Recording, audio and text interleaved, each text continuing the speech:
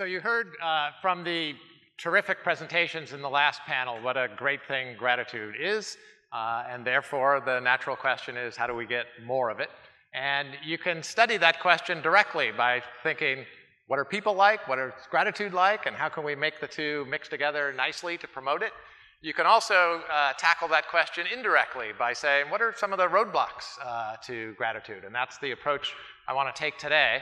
I want to talk about two enemies of gratitude. And if we approach it, we think about what are the barriers, how can we pull those barriers down to produce more of this very beneficial emotion. So first barrier is what I call a headwind-tailwind asymmetry. If any of you ride a bike for exercise or go running for exercise, you'll know that when you're running or bicycling into the wind, you're very aware of it and just can't wait till the course turns around and you've got the wind at your back. When that happens, you feel great. But then you forget about it very quickly, and you're just not aware of the wind at your back. And that's just a fundamental feature of how our minds and how the world works. We're just going to be more aware of those barriers than the things that boost us along. And you can see that depicted in this slide right here. That is to say, if you went on Google Image right now and typed in headwinds, you'd get actual photos like you see on the left. It's easy to capture that in nature.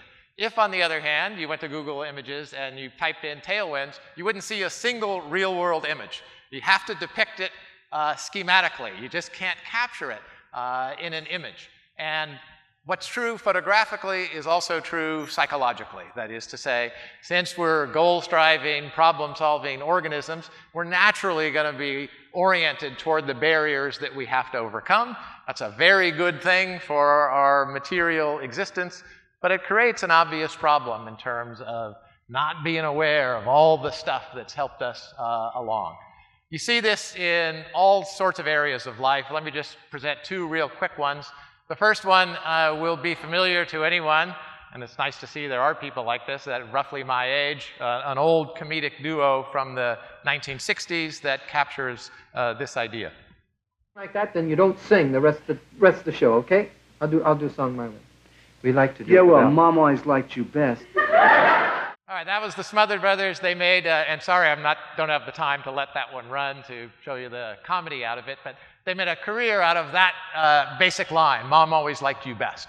And if you think in terms of the headwind-tailwind asymmetry, it makes sense that kids would think that. That is, every time their sibling's being treated well, that's in your face, you know it.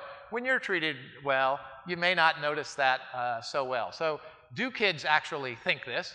Yes, if you analyze, you ask a bunch of older and younger siblings, everyone's aware that parents are harsher on the older sibling than the younger sibling. You see that there. It's tilted toward the older sibling direction. However, the thicker bar, the responses on the part of older siblings, they see that difference as much more pronounced. Their parents were harsher on them than it seems to their younger siblings. Let's take it out of the family and go to this national family that we have. We have this unusual electoral device known as the Electoral College.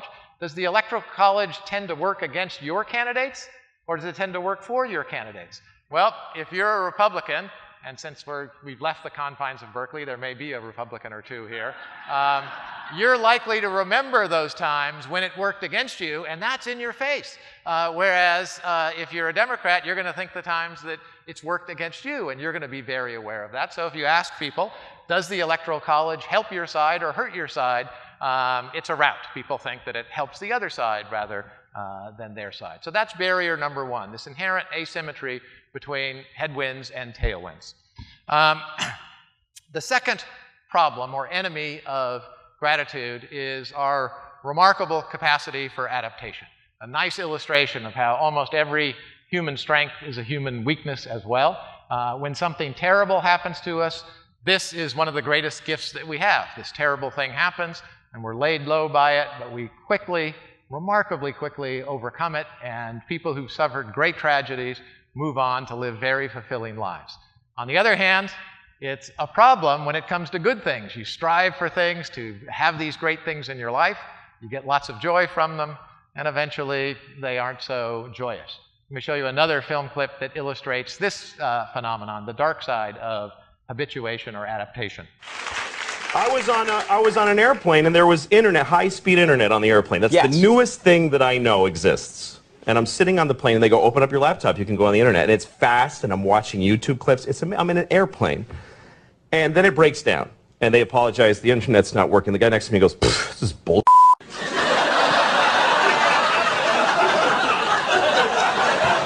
Like how quickly the world owes him something he knew existed only 10 seconds ago. Right. Okay, I think we can all relate to that. We can all relate to the fact that we ought to be thinking of air travel itself as this miracle that happens. And the first time you took a flight, you probably thought of it that way. You probably haven't thought of it that way since. That's the power of adaptation that can undermine gratitude. So, what's my solution to these two problems of the headwind-tailwind asymmetry and the remarkable power of adaptation? My partial solution comes from research I had been doing before I started to shift toward gratitude, having to do with the amount of enduring satisfaction and gratification you get out of experiential consumption or material consumption. And the thesis behind that work is captured in this New Yorker cartoon, very simple cartoon, that makes it as a cartoon because we know that that's ridiculous. No one would be on their deathbed wishing that they had bought more stuff. And yet, we might be wishing we had had more experiences. And we do get more enduring gratification out of our experiences than our material possessions. All of us have limited budgets. We have to make decisions. Should we spend it on this enduring thing, or should we spend it more on this transitory experience? That's the thrust of the research. Today I want to talk about it in the context of what experiential or material consumption can do to foster gratitude. So let's consider that first barrier to gratitude, the headwind-tailwind asymmetry, and simply ask which makes a better story? A story about a strong headwind or a story about a strong tailwind? And the answer, of course, is obvious. I mean, all literature is about overcoming barriers and obstacles. There's no arc if it's just a story about a tailwind. Now, you could say, well, this is going to increase the problem. We're going to tell more experiential stories about the headwinds.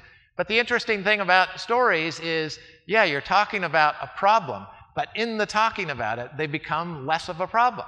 You've all experienced the sort of vacation, or especially a camping trip from hell, that was awful in a whole bunch of ways, but you keep telling the story, and over time it becomes the hilarious vacation from hell. You're turning that headwind that's something problematic into something more beneficial and something that might provoke and promote gratitude.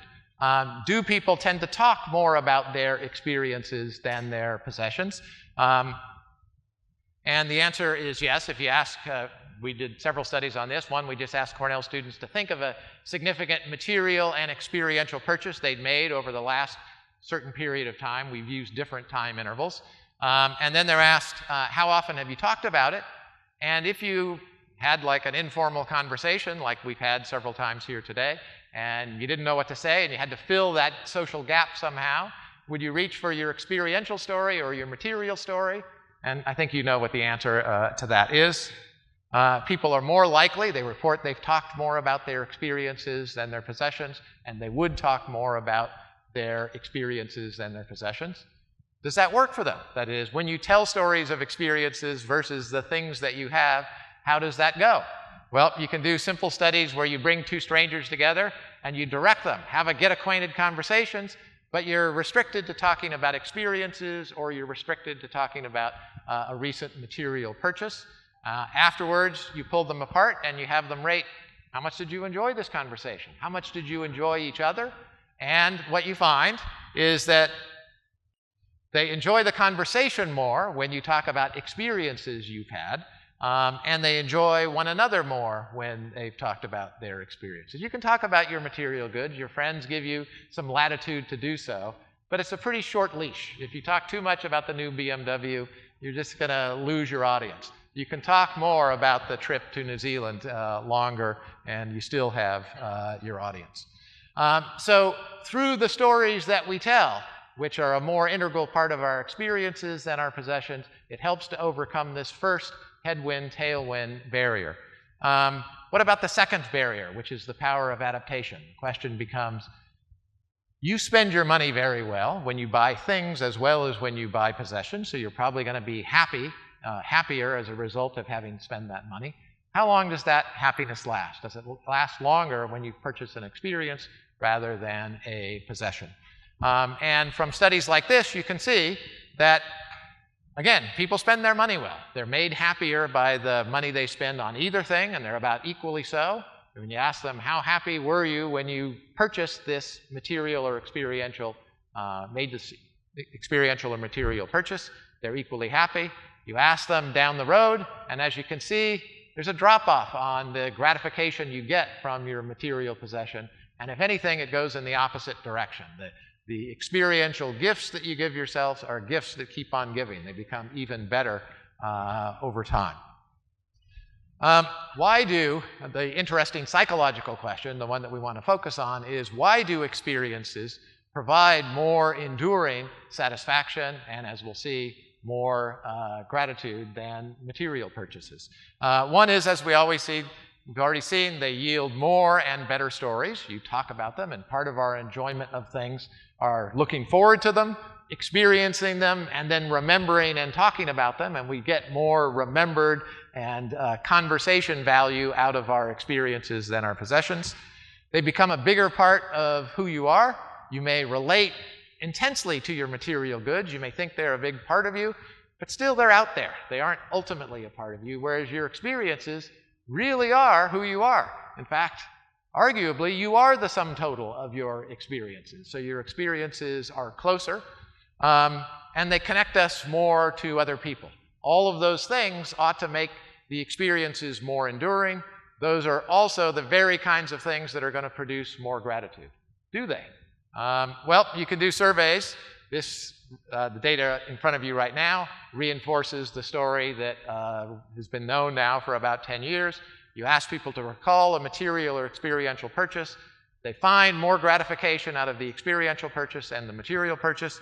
If you ask them, how grateful were you for that? Even the material goods that we really like a lot. That's exciting, that was fun. You're not grateful in the same way that you are for an experience that you've had. Another way to assess this is to look at reviews of material and experiential products. We surveyed reviews on a bunch of material and experiential websites, and you just have people code them for how favorable are they, how excited I am about the trip or the thing that I bought, and how grateful I am. And what you find is people express much more gratitude about experiential purchases than material purchases.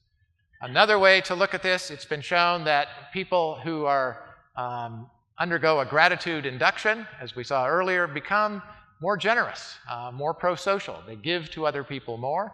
Well, if that's true, and this promotes gratitude, if we have people think about a gratifying experiential purchase, do they become more generous? And the answer is yes. You put people through a dictator game where they can divide money between themselves and another person.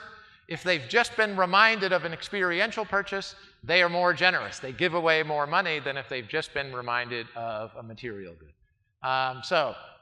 Consistent evidence across different ways of measuring it that people are more grateful after thinking about their gratifying experiential things rather than material things. I've talked about all of this on an individual basis, but what's true of us? How should we spend our money? Should we tilt experientially or material? Is also true of us as a society. That is, you are not only consumers, you are voters. And it's governments that provide an experiential infrastructure. You can't have these kinds of gratifying experiences. You can't go out bike riding or hiking if there aren't trails. You can't have gratifying experiences at the beaches or national parks if they're all falling apart.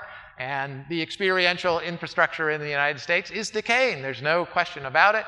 And therefore, one message of this research that I hope you all take with you is remember it at the ballot box. We do need to invest more in our experiential infrastructure. Thank you very much.